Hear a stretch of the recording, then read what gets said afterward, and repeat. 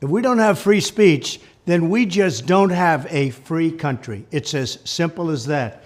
If this most fundamental right is allowed to perish, then the rest of our rights and liberties will topple, just like dominoes, one by one. They'll go down. That's why today I'm announcing my plan to shatter the left-wing censorship regime and to reclaim the right to free speech for all Americans.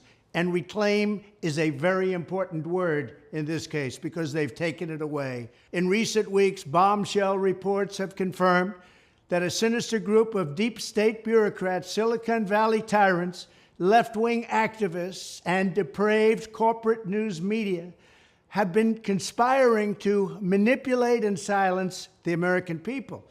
They have collaborated to suppress vital information on everything from elections to public health. The censorship cartel must be dismantled and destroyed, and it must happen immediately. And here's my plan. First, within hours of my inauguration, I will sign an executive order banning any federal department or agency from colluding with any organization, business, or person to censor, limit, categorize, or impede the lawful speech of American citizens. I will then ban federal money from being used to label domestic speech as mis- or disinformation. And I will begin the process of identifying and firing every federal bureaucrat who has engaged in domestic censorship, directly or indirectly, whether they are the Department of Homeland Security, the Department of Health, Human Services, the FBI, the DOJ, no matter who they are. Second, I will order the Department of Justice to investigate all parties involved in the new online censorship regime, which is absolutely destructive and terrible, and to aggressively prosecute any and all crimes identified. These include possible violations of federal civil rights law, campaign finance laws, federal election law, securities law, and antitrust laws, the Hatch Act, and a host of other potential criminal, civil, regulatory, and constitutional offenses. To assist in these efforts, I am urging House Republicans to immediately send preservation letters, and we have to do this right now, to the Biden administration, the Biden campaign, and every Silicon Valley tech giant, ordering them not to destroy evidence of censorship. Third, upon my inauguration as president, I will ask Congress to send a bill to my desk revising Section 230 to get big online platforms out of censorship business. From now on, digital platforms should only qualify for immunity protection under Section 230 if they meet high standards of neutrality, transparency, fairness, and non-discrimination. We should require these platforms to increase their efforts to take down unlawful content such as child exploitation and promoting terrorism, while dramatically curtailing their power to arbitrarily restrict lawful speech.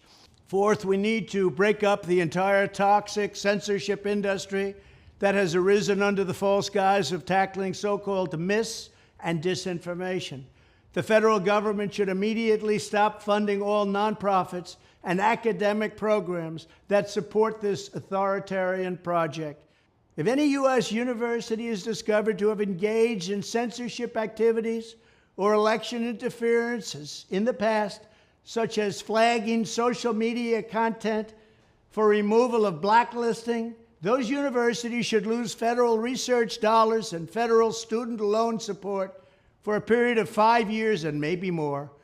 We should also enact new laws laying out clear criminal penalties for federal bureaucrats who partner with private entities to do an end run around the Constitution and deprive Americans of their First, Fourth, and Fifth Amendment rights. In other words, deprive them of their vote. And once you lose those elections, and once you lose your borders like we have, you no longer have a country. Furthermore, to confront the problems of major platforms being infiltrated by legions of former deep staters and intelligence officials, there should be a 7-year cooling-off period before any employee of the FBI, CIA, NSA, DNI, DHS, or DOD is allowed to take a job at a company possessing vast quantities of U.S. user data. Fifth, the time has finally come for Congress to pass a digital Bill of Rights.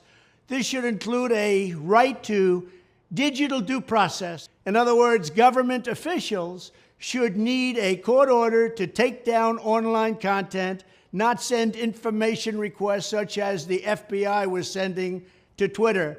Furthermore, when users of big online platforms have their content or accounts removed, throttled, shadow banned, or otherwise restricted, no matter what name they use, they should have the right to be informed that it's happening, the right to a specific explanation of the reason why, and the right to a timely appeal.